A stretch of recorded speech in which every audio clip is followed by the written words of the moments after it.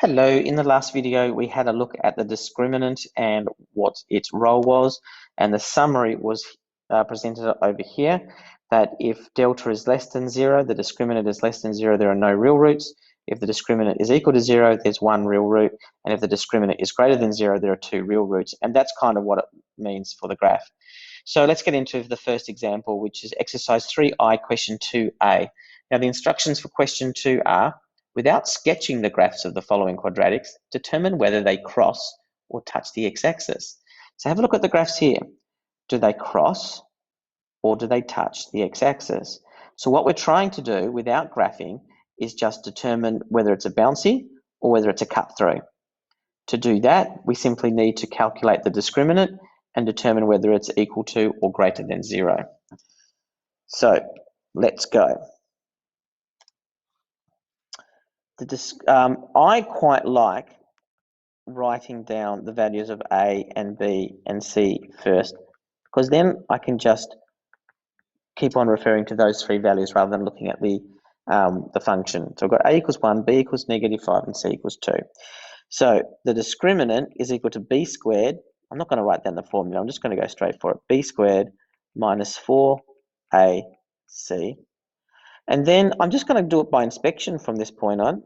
I can see that's 25. I can see that's 16.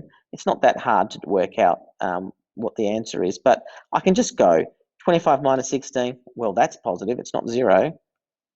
And I can say, therefore, it crosses the x-axis, i.e. there are two distinct roots. So it crosses the x-axis. Okay, if I'd got that value equaling 0, I would say it touches the x-axis. And that's about it.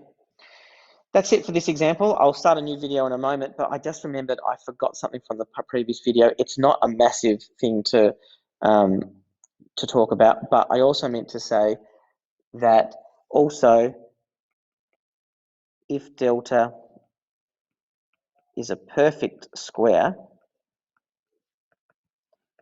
you know, like 9 or 16 or 25, 100, or even a fraction like 9 over 16. So when you take the square root of it, it's actually just either a whole number or a fraction without any long decimals.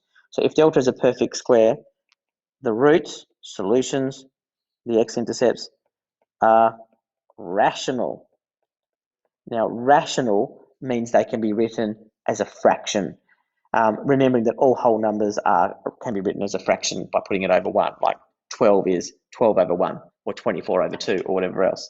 Unlike, say, for example, an irrational number like pi or the square root of 2, which is a decimal that goes on forever without any pattern.